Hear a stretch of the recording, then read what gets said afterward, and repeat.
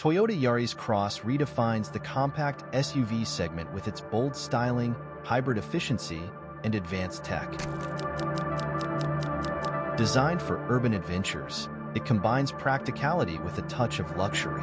Its spacious interior and impressive safety features make it perfect for daily drives and weekend getaways.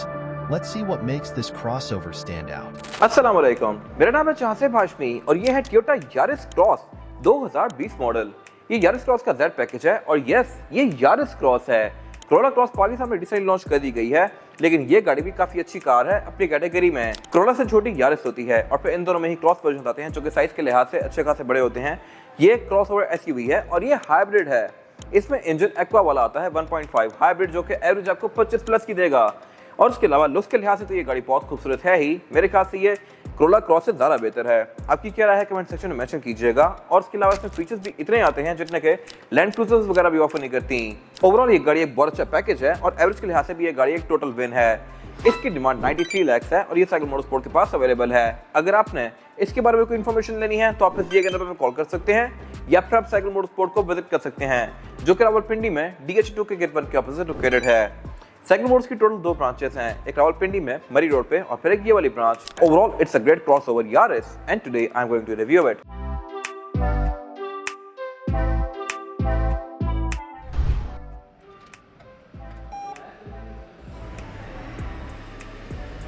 Let's start with the exterior of this car। लेकिन अगर आपने review यहाँ तक देख लिया है तो मेरा चैनल सब्सक्राइब जरूर कर लीजिएगा और इस वीडियो को लाइक भी कर दीजिएगा। मैं रोज ही इस तरह की इंटरेस्टिंग गाड़ियों की वीडियोस लेके आता रहता हूँ। खैर, अगर बात कीजिए स्पेसिफिक गाड़ी की लुक्स की तो मेरे ख्याल से ये गाड़ी लुक्स के लिहाज से बहुत ही खूबसूरत है। इस कैटेगरी में इसकी लुक्स बेस्ट हैं। ना रेस इतनी खूबसूरत है, ना कोरोला क्रॉस इतनी खूबसूरत है। इस पे टोयोटा ने सही जिसे कहते हैं कि दिल लगा के काम किया है। सिर्फ यही नहीं, इसके फीचर्स भी फ्रंट पे अच्छे आते हैं। इस तरह से ये गाड़ी फ्रंट पे फ्रंट कैमरा ऑफर करती है। ये गाड़ी 360 डिग्री कैमरा सेटअप के साथ आती है, वो मैं कवर करूंगा आगे। फिलहाल अगर बात कीजिए यहाँ पे और फीचर्स की तो वो है इसमें पार्किंग सेंसर्स। फ्रंट बैक पे पार्किंग सेंसर्स भी इसमें दिए गए हैं और इसके अलावा नीचे फिर ये काफी बड़ी साइड DRL भी दी गई है, जो कि इसकी लुक्स काफी बेहतर बना रही है। DRL इसमें हेडलाइट के अंदर भी आती है बेसिकली आई लैश डिजाइन में। और इसके अलावा इसकी जो ये हेडलाइट है ये भी बाइजोनल प्रोजेक्शन लैंप वाली है, तो इसमें कहीं पे भी क्वालिटी पे कॉम्प्रोमाइज नहीं किया गया।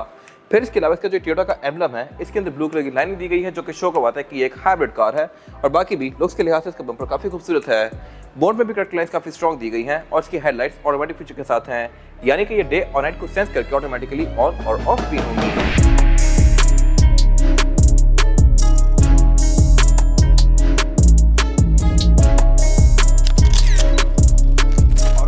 गाड़ी की साइड की तो ये भी पूरी गाड़ी की तरह लुक्स के लिहाज से काफी खूबसूरत बनाई गई हैं। यहाँ पे काफी स्ट्रॉन्ग ओवर फेंडर्स दिए गए हैं जैसा कि एसयूवीज में आते हैं।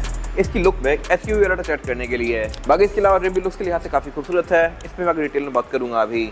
फिलहाल अगर बात कीजिए इसके साइड मिरर की तो साइड मिरर इसका रिट्रैक्टेबल है, एडजस्टेबल है। इसमें ऑटो वाला फीचर भी आता है। यहाँ ब्लाइंड स्पॉट मॉनिटर्स भी दिए गए हैं। फिर नीचे यहाँ पे कैमरास भी दिए गए हैं जो कि आपको इस गाड़ी का 360 डिग्री व्यू देंगे।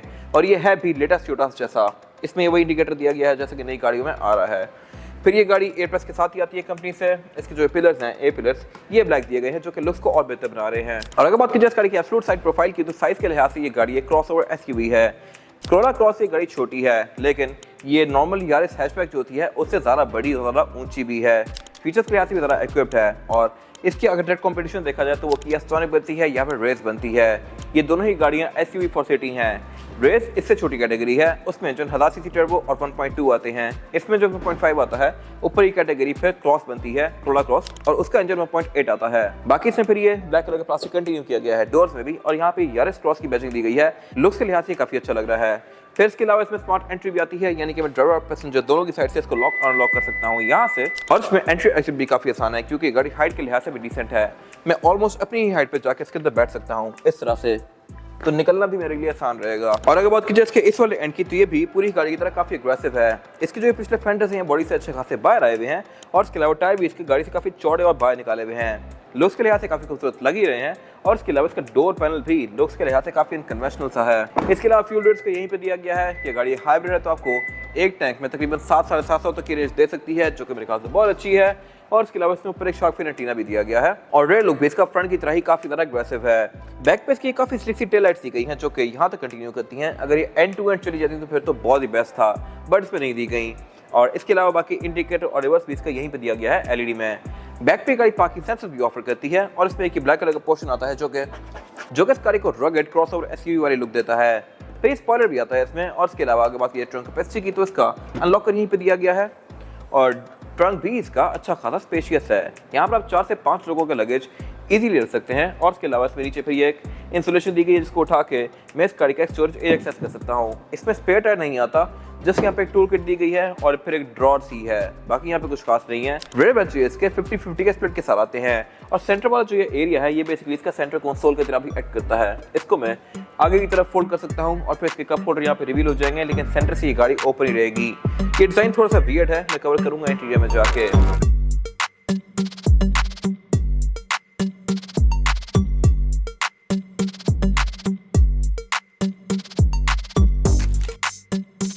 बात कीजिए इस गाड़ी का इंटीरियर की तो ये भी मेरे ख्याल से इस कैटेगरी में सबसे ज्यादा खूबसूरत इंटीरियर है और ये सारा वैसा ही है जैसा कि टोयोटा की नई कार्स में आ रहा है। एयरवेंट इसमें भी छुपा के नीचे दिए गए हैं, I am not sure why, लेकिन टोयोटा की सारी नई गाड़ियां ऐसे ही दे रही हैं। और इसके अलावा यहाँ पे बिल्ड क्वालिटी भी काफी अच्छी रखी गई है। डैशबोर्ड इसका पूरा ही लेदर की फिनिश में है। ये चीज टोयोटा की कार्स में कम ही देखने को मिलती है, बट इसमें काफी वर्क किया गया है इस पे।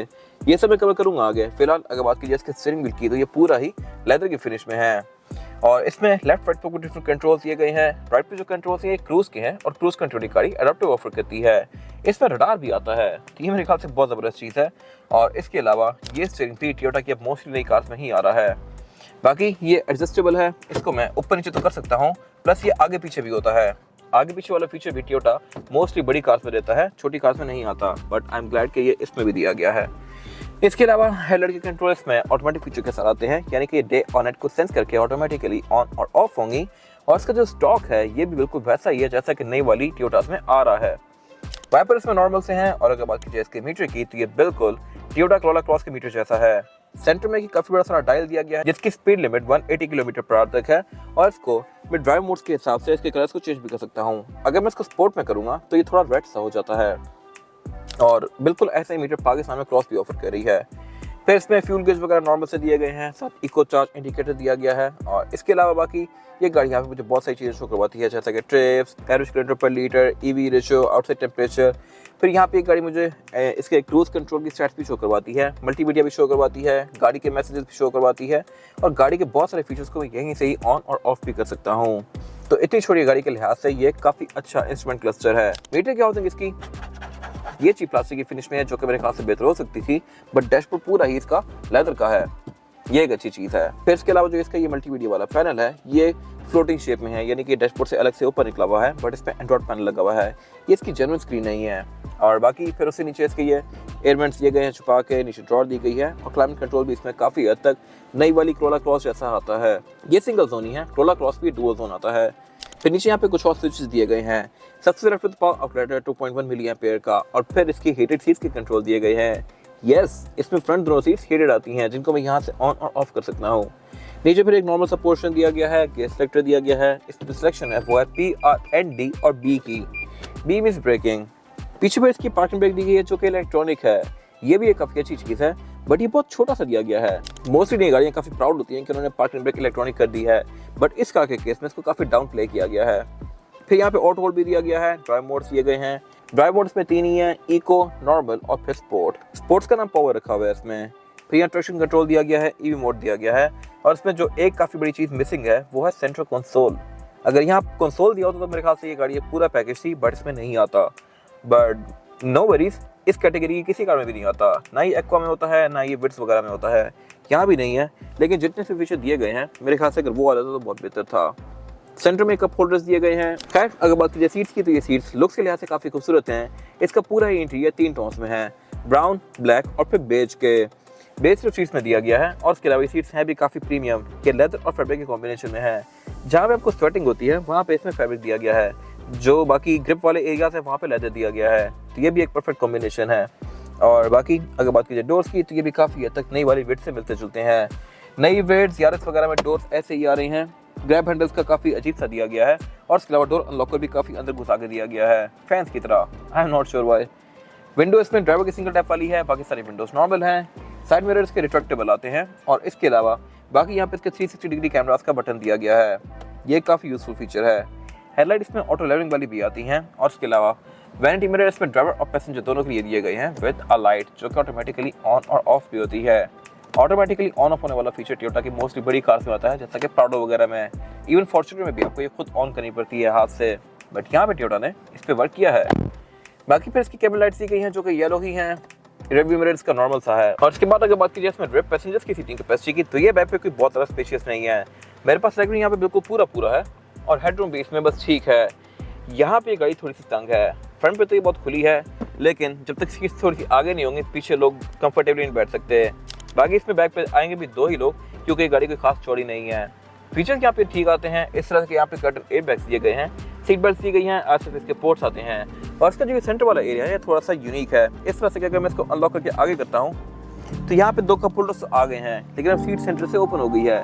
यहाँ से मैं डिग्गी को एक्सेस कर सकता हूँ, लेकिन ये लग थोड़ा सा वियर्ड रहा है देखने में, तो मेरे ख्याल से इसको टोयोटा बेहतर कर सकता था।